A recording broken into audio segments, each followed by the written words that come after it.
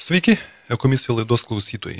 Šios mūsų laidos pavadinimas – Kas per juokai, kai neiki juokų, arba per juokus geresnė santuoka. Jau daugiau kaip 2 metai mūsų laidai Ekomisija. Mūsų laidos šūkis nepasikeitė. Išliko tvarus. Matot, kokį mantrų ekologiškai madingą žodį panaudojau. O šūkis toks – kaip harmoningai sutarti su pačiu savimi ir aplinka, kurioje gyvename. Šiandien panagrinėkime, kaip harmoningai sutarti vyrui su moterim ir apie jų pačią artimiausią aplinką – šeimą. Dar tiksliau, apie vieną unikalų renginį, kuris tai ir nagrinėja. Vis dažniau Lietuvos miestuose galime išgirsti šnekant, ar girdėjai ką nors apie per juokus geresnę santuoką. Kas per juokai? Kai kam ne iki juokų, nes statistika negailestinga, virš pusės santuokų subyra. Gandai gandais, bet mes pasistengsime sužinoti viską iš pirmųjų lūpų. Taigi, mūsų studijoje kalbame su per juokus geresnę santuoką atsiradimo Lietuvoje iniciatoriumi, miesto bažnyčios Klaipėdoje pastoriumi Sauliu Karosu.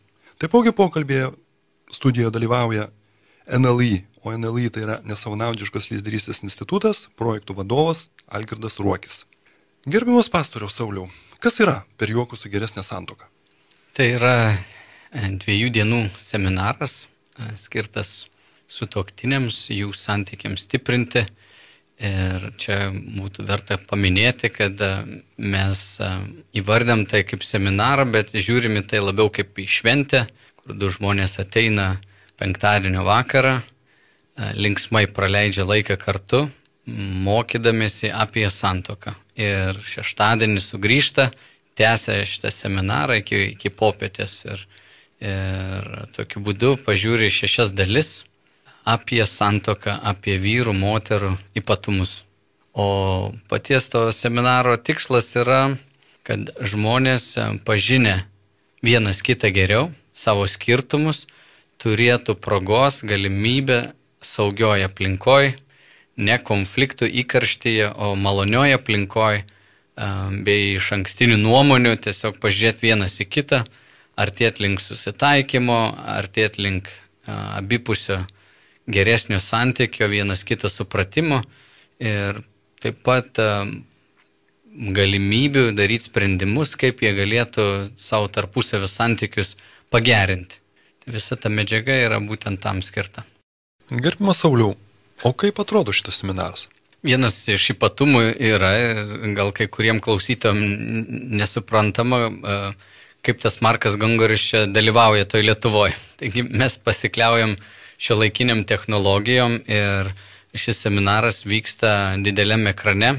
Tai yra leidžiamas vaizdo įrašas ir žmonės žiūri jį ant didelio ekrano salėje, prie staliukų, tokioje romantiškoje aplinkoje, o toliau aptarimas visas vyksta gyvai.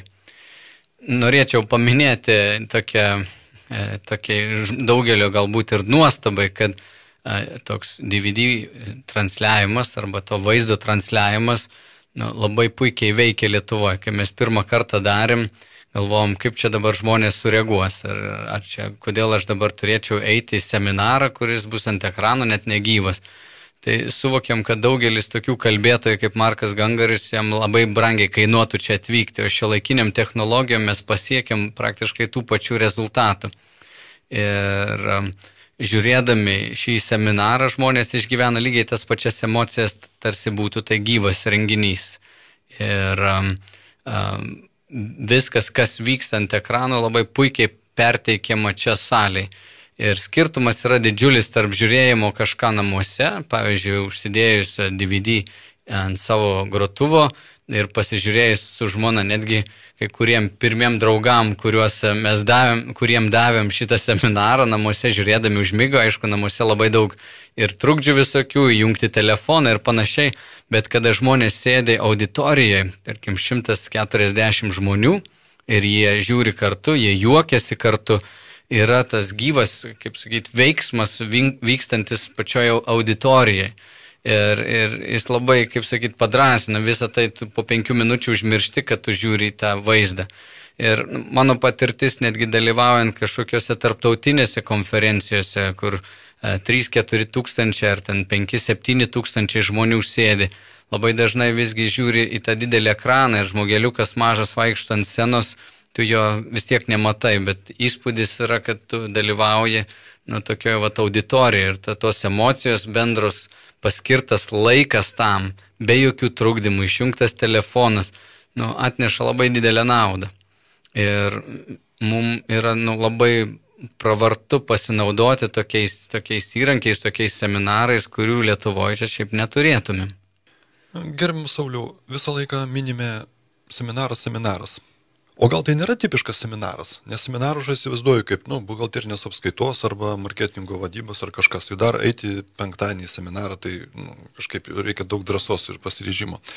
Gal tai nėra tipiškas seminaras, o greičiau gilaus, pamokančio humoro vakaras. Specializuota tema, tai būtų santuoka ir vyro ir moters santykiai. Ar būtų kažkiek tiesos tokiuose žodžiuose? Žinoma, kad ta baimė žmonių, kai išgirsta žodį seminaras, atrodo, reiks eiti mokytis. Šiaip mokytis mes nelabai visi taip linkę, bet... Dar penktadienio vakare. Ypač penktadienio vakare. Ir jeigu kas... ar verslė ar šiaip kokio įmonė ir kai žmonės siunčiami į seminarus, tai visada galvoja apie tokį, kažkokį sunkų darbą, įtemptą darbą. Negaliu pasakyti, kad čia yra vien tik humoro vakaras, tas mokymosi procesas tikrai vyksta, tačiau jis yra labai linksmas ir pats pavadinimas apie tai byloja, per juokus į geresnę santuoką. Negalėčiau pasakyti, kad tai yra tik linksminimas auditorijos, va čia yra toks gal ir puikus derinys. Humoras su mokymusi, labai lengva, žmonės neišvargsta, neišsenka, visi būna labai tokie, kaip liaudiškai tariant, prisipumpavę penktadienio vakare. Dažnai raginam žmonės toliau išeiti kažkur į miestą, į kokią kavinukę, atsigerti kavos arbatos, pratęsti pokalbį su savo sutuoktiniu. Ir man labiau tiktų pavadinimas ne seminaras, o šventė, sutuoktinių šventė. Bet jinai yra labai tokia prasminga, vėlgi ne tik pramoga, o mokymasis kartu. O gal savotiškai šitas nuostabus Marko Gungoro humoras, jis gelbsti, apibūdinant tokias subtiles ir sudėtingas temas, nes gvildename ir apie seksą, ir neištikimybę, ir pornografiją, ko tik ten nėra. Tai galbūt truputį pakalbėkime, kaip iš vis apie seksą kalbama Lietuvos viešoje erdvėje. Tai būtų ar televizija, ar laikraščiai, ar žurnalai, arba kalbėkime apie bendrą tokią atmosferą viešosios erdvės. Aš gal tokius du kraštutinumus matau ir man jie buvo neprimtini truputėlį. Viena tai toks labai vulgarus kalbėjimas apie seksą, kurio žiniasklaida mūsų gal ir tiesiog per televiziją, taip ir šitokia mūsų šiuolaikiniai kultūrai. Jis yra, jį žiūrima labai paviršutiniškai, kaip į tokį trumpą kažkokį malonumo patyrimą, to malonumo ieškojimą, o kartais tiesiog netgi tokie stereotipai kuriami, kur merginos kabinasi vyrams ant kaklo, visi tai daro, nesvarbu su kuo ir kaip ir kur galbūt, arba tiesiog siekima pasiekti didžiausių malonumo, o kitas toks kraštutinumas yra apskritai tabu kalbėti apie seksą, o tokios sekso edukacijos yra, man atrodo, tikrai didelis stygius Lietuvoje, kad apie tai būtų kalbama gražiai, apie tai būtų kalbama atvirai, tarp sutuoktinių. Man atrodo, labai mažai tokios informacijos yra. Tai šitam seminare 2 dalys yra skirtos būtent tam kalbai apie seksą ir tos 2 dalys vadinasi geriausias raktas į puikų seksualinį gyvenimą. Ir Markas Gungaris užkabina tikrai tokias pamatinės tiesas, kaip patirti tą vienovę tarp 2 žmonių. Tai turbūt yra toks aukščiausia tokia 2 žmonių meilės ir vienumos ir kaip vienybės ženklas. Tai tikrai labai svarbi gyvenimo dalis. Mes esam seksualios būtybės, ne tik tais prokreacijai, ne tik tais dauginimuisi, bet tai yra ir malonumas, tai yra ir suartėjimo būdas, kaip pajusti vienas kitą, gerbti vienas kitą šitoj srity. Ir galbūt dėl to, kad tiek yra daug skausmo šitoj vietoje, iš tikrųjų Lietuvoje daug ir seksualinės prievartos įvyksta ir man bent jau kaip pastoriui tenka dažnai bendrauti su žmonėmis, kurie turi daug skausmo šitoj vietoje. Tai vat vieni nekalba apie tai, yra labai uždari, nenori iškelti to skausmo, o kiti nuleidžia tai juokais arba vat labai vulgariai vėlgi kalba apie tai. Tai čia vat tie du kraštutinumai. Šito seminaro metu labai pagarbiai kalbam apie seksą. Bet čia turėčiau perspėti, kad jeigu žmonės yra patyrę kažkokios seksualinės prievartos, kad visgi tai yra tokia skaudi tema. Ir kartai žmonėms sunku sveikai reaguoti tai, arba reaguoti be išankstinės tokios nuostatos, be atmetimo reakcijos. Tai vat, visgi tai labai jautri tema, nes ji užkabina giliausius mūsų sielos kampelius. Bet visgi kalbėjimas apie tai, manau, yra labai būtinas. Ir šis seminaras, manau, yra labai naudingas žmonėms. Nes tokios informacijos tiesiog yra labai mažai. O sakykit, prašau, kaip tai iš vis prasidėjo, truputį istorijos, kaip prasidėjo ir išplito visoje Lietuvoje?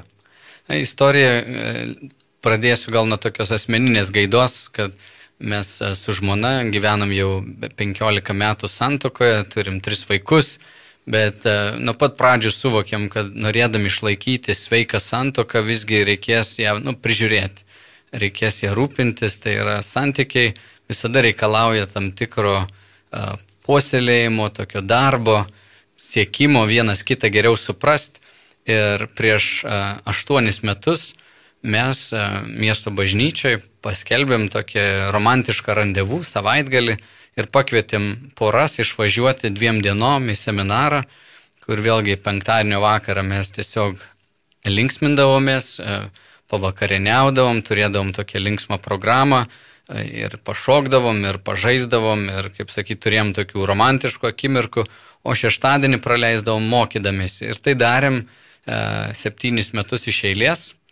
Ir žmonės visada grįžę po to savaitgalio sakydavo, kaip nuostabu, padarykim dar kartą, bet vis kažkaip laiko pritrūkdavo ir gaudavo taip, kad 1 kartą per metus, dažniausiai per tą Valentino dienos savaitgalį, kažkur vasario mėnesį, tomis dienomis padarydom tokią išvyką. Ir praeitais metais, kai į mano rankas pateko šitas seminaras, vėlgi DVD rinkinys, Marko Gungaro seminaras Per juokus į geresnę santuoką, aš nusprendžiau pažiūrėti, ar Lietuvoje tai galėtų tikti, ar tai veiktų, kaip tai veiktų. Ir mes įgarsinom jį, pažiūrėjom tokiai uždaresniai auditorijai, vėlgi draugų rate, buvo apie 25 poros pirmam tam susitikime, tai visi labai buvo įkvėpti, padrasinti, prisijokė labai skaniai ir smagiai praleido laiką ir visi sakė, kad mes norim parodyti savo draugams. Ir praeitais metais mes organizavom berods 10 tokių seminarų. Tai tokia trumpa istorija, kaip mes atkeliavom nuo pradinio tokio santuokų savaitgalio su ta mintim, kad stiprintumėm santuokas iki šito seminaro, kurį jau daug kartų panaudojom. O sakykit, gal galite trumpai apibūdinti, kas yra Mark Gungor? Markas yra bažnyčios tarnautojas ir jisai dirba bažnyčioje, bet yra seminarų tokių vedėjas, jis yra radio laidų kūrėjas ir vedėjas, taip pat televizijo laidų kūrėjas, žinomas Amerikoje būtent šiuo klausimu, santuokos sutuoktinių klausimu, kaip ugdyti santuokas. Ir jo ypatumas galbūt yra, kad jis iš tiesų yra labai juokingas arba sugebantis perteikti rimtus dalykus juoko formai, tokiu būdu leidžiantis žmonėms pažiūrėti per juokus į save, taip pažvelgti kritiškai, bet labai tokioj lengvoj atmosferą, tiesiog nežeminančių juokų, nesarkastiškų juokų, bet tokių paprastų, nuoširdžių, lengvų juokų, kokie visgi mes esam įdomus, kokie skirtingi ir jo toks ypatumas, kad jis yra kaip ir komikas, bet kalba apie tikrai labai rimtus dalykus ir taip išeina iš juoko, grįžta prie rimtų dalykų, vėl grįžta prie juoko. Ir gal dėl to jisai labai toks išpopuliarėjęs yra, Amerikoje tikrai gerai žinomas.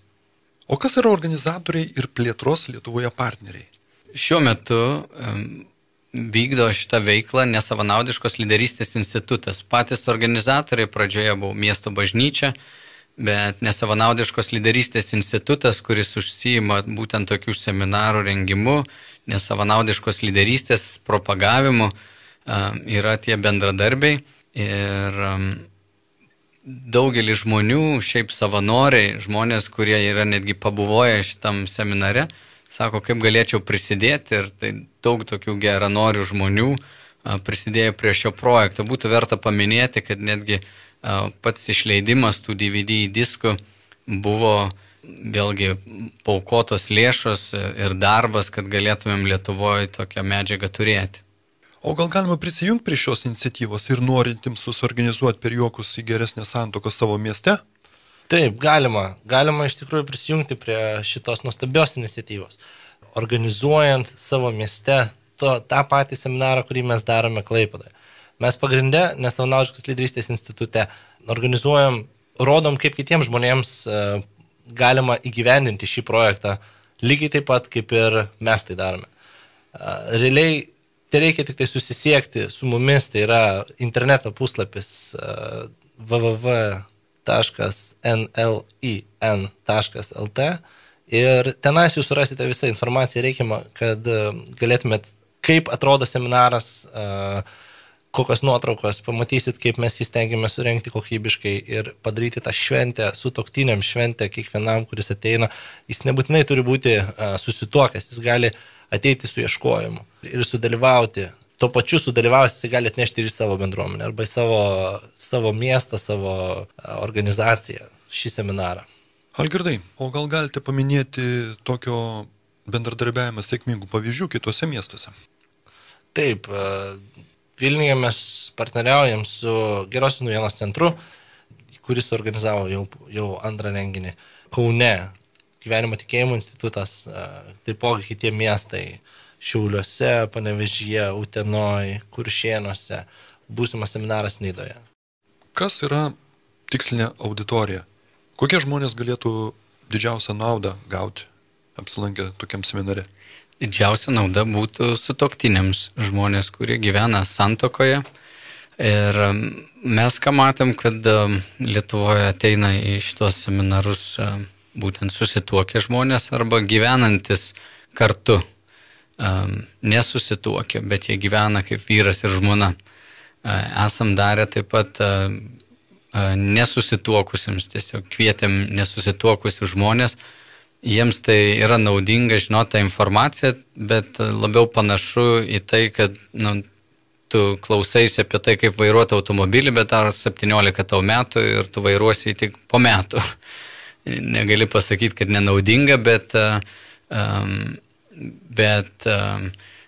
jisai to gal ne viską pritaikys. Nors principai yra tikrai propaguojami arba kalbami, dėstomi universalūs, kurie tinka apskritai tarpusavio santykiams. Bet visada kviečiam pagrindę susituokusius žmonės. O jauno amžiaus, ką tik paminėjote apie 17 metų ir kad teisės ateityje, bet iš kitos pusės nelabai gerai, kai jau ten kas nors atima teisės ir paskui reikia skaityti teismo taisyklės. Taip. Žinau, kad labai dažnai girdim. Ateina tėvai, sako, turiu 16 metį, mano vaikui būtinai reikia išgirsti šitos dalykus. Ir tai yra tiesa. Nes kai kurie žmonės, pavyzdžiui, netgi pragyvenę 30 metų, sako, kaip gaila, kad po 30 metų girdim tai, ką dabar girdim. Būtumėm tikrai padarę mažiau klaidų, būtų buvę mažiau pykčio, jeigu mes būtum vienas kitą geriau supratę. Nes problema yra tokia, kad dažnai nesuprasdami kitos lyties atstovo arba turėdami savo įsivaizdavimą, mes netgi interpretuojam jų elgesį kaip kažkokį blogą arba mums žalingą. Ir kartais galvom, žmogus specialiai taip daro. O žmogus yra tiesiog kitoks. Vyrai, moteris skiriasi vieni nuo kitų ir dažnai be jokio motyvo įžeisti, sužeisti, elgesi kitaip. Ir jeigu mes nežinom tų skirtumų, labai lengva tą žmogų nuteisti, smerkti, pykti ant jo, nes realiai turim neteisingus lūkesčius. O šitas seminaras jis leidžia pamatyti moteris, vyrus, tokioj labai lengvoj juoko atmosferoj, pamatyti jos, kokie jie yra, tas ypatumus jų. Ir ateina natūraliai, ateina pagarba, supratimas, daug kas atsipučia, sako, ar tikrai visi vyrai tokie. Ir tada lengviau yra atleisti, kada tu supranti tą žmogų. Įvyksta tokie vadinami tie paradigmos pasikeitimai, tas požiūris pasikeičia į savo sutuoktinį. Kai supranti, kad, pavyzdžiui, visi vyrai, jie mėgsta nuleisti stresą, pabūdami vieni, o ne išsikalbėdami. Gal jam reikia nueiti mišką, gal jam reikia nueiti kažkur pažvejoti, gal jam reikia kažkur pabūti vienam. Ir žiūri, kad labai daug vyrų sako, taip yra, mes visi mėgstama taip atsipalaiduoti. Žmona gali tai priimti kaip tiesiog kažkokį šeimos ignoravimą, pabeigimą iš šeimos ir gali pykti, nesuprasdama, kad vyras būtent taip atsipalaiduoja. Va čia vienas iš tokių pavyzdžių, kaip kažkoks supratimas, kad vyrai yra surėdyti kitaip nei moteris, leidžia vyrą gerbti labiau, priimti į tokį, koks jis yra ir nebandyti jo pakeisti. Nes bandymas pakeisti sutuoktinį yra labai skausmingas ir neįmanomas užsiėmimas. Ir iš to kyla labai daug tokių konfliktų santuokoje, kai mes bandom padaryti kitą tokį kaip aš. Nes niekada mes nebūsim tokie. Kaip ir mes su žmona šitam seminare realiai supratom daug naujo apie tarpusavio santykius. Nors tai nėra, kaip pasakyti, tai nėra nauja, tai yra žinoma visiems. Tai atrodo, kad visi tai teoriškai turėtų žinot, bet realiai žmonės to netaiko savo gyvenime. Nes pats paprasčiausias supratimas, kad kaip ir Saulius sakė, kad išeiti man asmeniškai kaip vyrui, man reikia kartais pabėgti nuo visko. Ir aš pabėgu. Ir žmonės seniau visai kas sakydavo, tu negali net 2 valandų namuose pabūti. Bet ne, tai aš pabėgu tai 1 valandą iš namų, pasivaikštau, pabūnu su savim, pasivažinėjau aplinkui ir aš grįžtu daug linksmesnis, daug geresnis ir pasiruošęs viskam, kas gali įvykti ar kas gali atsitikti ar taip toliau. Ir tai iš tikrųjų labai būna toks nušvitimas visiems, padalyvausiems šitam seminare. O dar grįžtant prie tos temos, ar jis tiktų šitas seminaras patyrusiam skyrybų krizę ir dar nesusituokusiam? Kaip minėjote, kad tėvai sako, mano vaikam būtų gerai, bet išsiskyrusiam žmonėm. Aš kokias tendencijas matau, kad skyrybos, aišku, sukuria labai daug tokio skausmo, sukelia skausmo žmonėms ir kai yra kalbama apie santuoką, dažnai pamatai savo kažkokias klaidas, jos gali sukelti ir tokias neigiamas emocijas, bet jis tikrai yra labai naudingas. Netgi kalbantis kartais su žmonėmis, kurie 2, 3 santuokoje sako, aš jau 3 santuokoje aš daug ko išmokau, aš dažniausiai sakau, tu tikrai nieko neišmokai tokio labai naudingo, nes tu jau esi 2 arba 3 santuokoje, tu išmokai išsiskirti, bet kaip gyventi su tuo pačiu žmogum ilgą laiką, tu to neišmokai. Tai šitas seminaras gali padėti įvertinti savo klaidas ir tikrai pasimokyti, pažiūrėti, kas ten buvo ne taip. Labai aišku, yra daug įvairių priežasčių, kodėl žmonės išsiskyrė, bet tendencija yra tokia, kad žmonės, kuriems santuokoje sekasi gerai, jie dalyvauja šitam seminare, kam sekasi prastai, į tokius seminarus ir neina. Ir dėl to, kad jie neina, jiems sekas dažnai dar prasčiau. Ir žmonės, kurie investuoja į savo santuoką, savo santykius, aš tai lyginu panašiai kaip su sodu, kurį prižiūri. Piktžolės sode auga neprašytos, nekviestos, jos išdygsta kiekvieną pavasarį, jas reikia ravėti panašiai ir santuokoje, santykiuose yra taip. Tai tie žmonės, kurie ravi savo darželį, kurie darbuojas santuokos sode, jie mato daug geresnių vaisių, daug geresnį tokio, kaip sakyti, supratimą, pagarbą vienas kitam, meilę, pozityvias emocijas, puikus seksualinis gyvenimas, draugystė, pasilgimas vienas kito, supratimas, pokalbiai, labai gilus dalinimasis gyvenimu. Žmonės, kurie leido kartėliui, pykčiui, paniekai, kritikai įsibujuoti, įsiveisti jų santuokoje, dažnai jiems net nebesinori būti joje. Ir žmonės išeina iš tos santuokos, sako, aš nebekenčiu savo sutuoktinį, mes nebemylime vienas kitą. Mano toks padrasinimas būtų kiekvienam žmogui, sakyti, kad galima tai pakeisti, kad galima išeiti iš to užburto rato, kur vienas kitą kritikuoja ir skaudina. Galima.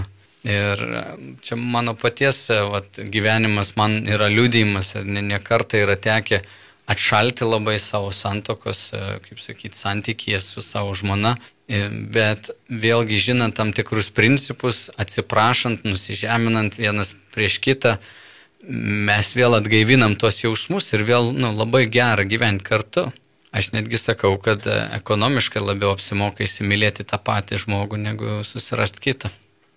Daug lengvesnis sprendimas. Bet suprantu, kad kai kuriems žmonėms tikrai yra sunkiau esant blogai padėčiai šeimoje eiti ir bandyti ją keisti. Tiesiog jiems yra daugiau darbo išravėti tai, kas ten pridygo, neprašytas. O kaip lengviausia rasti informaciją apie Lietuvos miestuose rengiamus periokus į geresnę santuoką? Šioje vietoje mes iš tikrųjų, mums pasitarnauja internetas. Turime interneto puslapį Savanaudžiaus lyderystės instituto, tai yra www.nlin.lt. Ir tenais mes tikimės talpinti visų miestų, kuriuose vyks vieši renginiai periokus į geresnę santuoką. Ir iš tenais jūs galėsite nukeliauti į kiekvieno miesto. Greičiausiai tikimės, kad kiekvienas miestas turės savo kažkokią tai minimalę svetainę, kurią galėsite registruotis ir žiūrėti informaciją, sekti internetu. Populiariausias būdas Facebookas ir tenais viską greičiausiai galima bus rasti. Gerbiamas Sauliau, o ką jūs palinkėtumėte tą progą komisiją klausytojams? Palinkėčiau sudalyvauti seminare. Visiems sudalyvauti seminare. Gegužės 4-5 dieną Klaipėdoje vyks šis seminaras vėl. Arba sutuoktinių šventė, tai bus penktadienio, šeštadienio vakaras, Klaipėdos viešbutyje vakarių salė. Taip. Tai su staliukais viskas ten šventiškoje atmosferoje? Taip. Šis vakaras yra iš tikrųjų didelė investicija, kaip ir Saulius sakė. Tai yra investicija į kiekvieno žmogaus santuoką. Iš esmės ateiti pabūti su sutuoktiniu, praleisti vakarą, tai bus kaip pasimatymas, tai būti gali kaip žinių gilinimas. Kaip kiekvienam atrodo, tai įspūdingiau ir realiai mes jums suteikiam galimybę ateiti ir pagilinti savo santuoką ir įsimylėti iš naujo savo sutuoktinį. Aš tai labai norėčiau dar vyrams palinkėti. Nežinau kodėl, bet labai dažnai mums vyrams sunku įsipareigoti. Gal mes bijom nesėkmės ar ko, bet netgi įsipareigoti santuokoj būtų labai šaunu, kad vyrai atsivestų savo žmonas, o ne žmonos atsivestų savo vyrus. Kad vyrai būtų tie iniciatoriai savo šeimoje, kurie prisimtų atsakomybę už savo santuoką, už savo sutuoktinio gerbuvį, gerovę, ne tiek fiziškai atnešdami didelę algą padėdami namuose ant stalo, bet ir jų emocinės poreikius atsakant ir šiaip visą socialinę, kaip sakyti, sukuriant erdvę, kur visi šeimos nariai jaustus puikiai ir ypač sutuoktinis, ypač žmona. Tai labai norėčiau paraginti vyrus, būti vyrais, įsipareigoti ir padaryti tokį gerą pasimatymą, pasirūpinti vaikų priežiūrą ir paskirti šitą laiką, pabūti su žmona. Jeigu to seniai nedarėt, jeigu buvot kažkur gal išvažiavę atostogauti, bet čia kitas dalykas, čia tikrai laikas skirtas toks produktyvus ir linksmas laikas pabūti kartu ir pagerinti savo santykius. Nu kągi, ačiū už viską. Dėkojame mūsų laidos svečiams, miesto bažnyčios Klaipėdoje pastoriui Sauliui Karosui, o taip pat NLI, Savanaudžiaus lyderystės instituto projektų vadovui Algirdui Ruokiui. Ir atsisveikindami linkime vyrams ir moteriams geriau suprasti vieni kitus. Iki susitikimų eteryje. Autorius ir vedėjas Eduardas Bytautas. Radio laidose komisija klausykite šeštadieniais 10 val. Ryte, taipogi laidos kartojamos antradieniais 20 val. Vakare.